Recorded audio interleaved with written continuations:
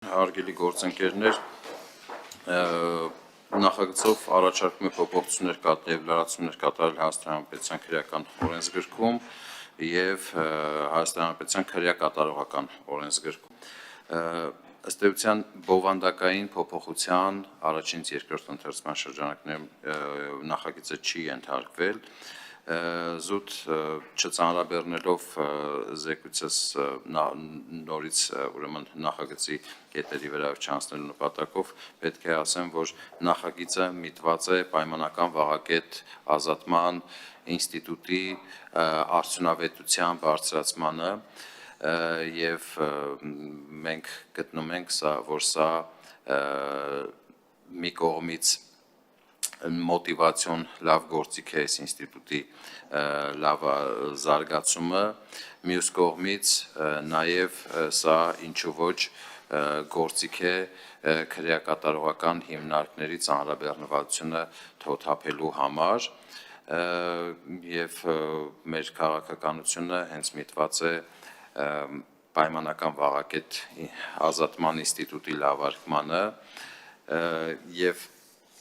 այս ընթացքում, քանի որ նախագծով էլ նախատեսվում է, որ պետք է ներդրվեն եւ լավարկվեն նաեւ վերասոցիալականացման ծրագրերը, վերասոցիալ ռիսկերի կարիքների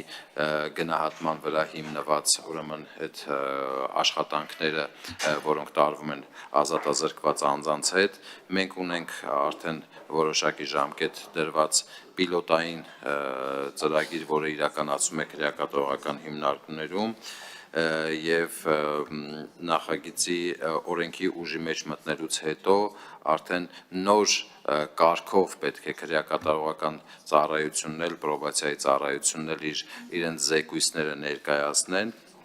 եւ դրանով պայմանավորված առաջարկվող այս փոփոխությունները կյանքի կոչելու համար անհրաժեշտ է որոշակի ժամանակահատված, որպեսզի ուրեմն ծառայությունները իրենց ներսում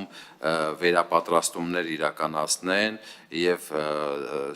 հոգեբանների հետ եւ սոցաշխատողների հետ, որոնք որ անմիջական այդ զեկույցները պետք է կազմեն արդեն նոր տրամաբանությամբ, ինչը որ դրվելու է փոփոխություններից հետո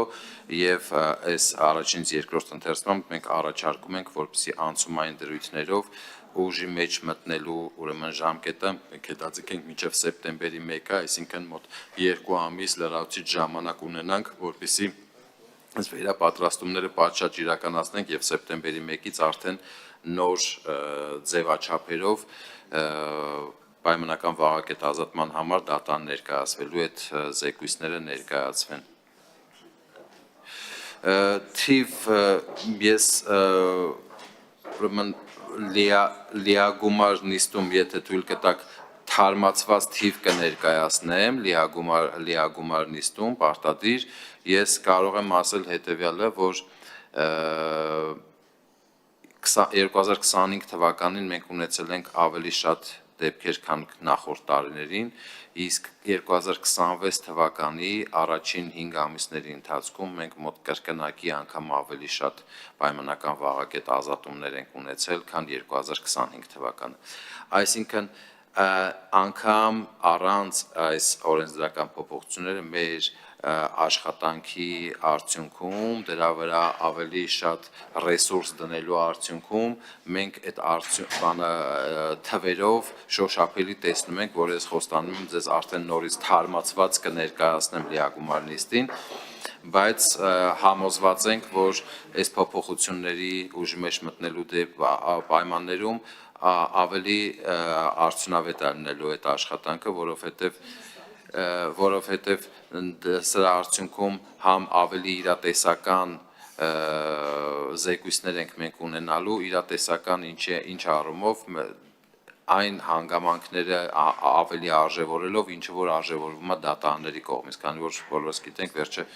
դատարանն է որոշում պայմանական վաղակետ ազատելու հարցը եւ դատական պրակտիկան էլ ուսումնասիրելով, դատական նիստերին մասնակցելով մենք տեսել ենք, թե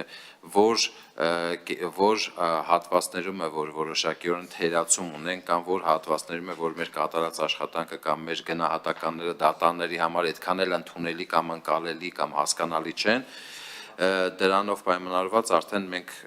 փոփոխություններ ենք կատարել եւ լիահույս ենք, որ սա նաեւ դատարանների կողմից մեր գնահատականները նախ ավելի օբյեկտիվ կլինեն եւ արժանիքահեն կլինեն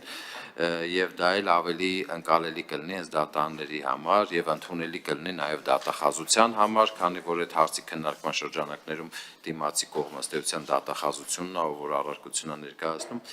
եւ կարծում եմ, որ օրենքի այս փոփոխությունները ընդունելուց հետո ավելի լավ տեմպ ենք ունենալու պայմանական վաղակետ ազատումների համար։ Ես շնորհակալ գիտեմ, որ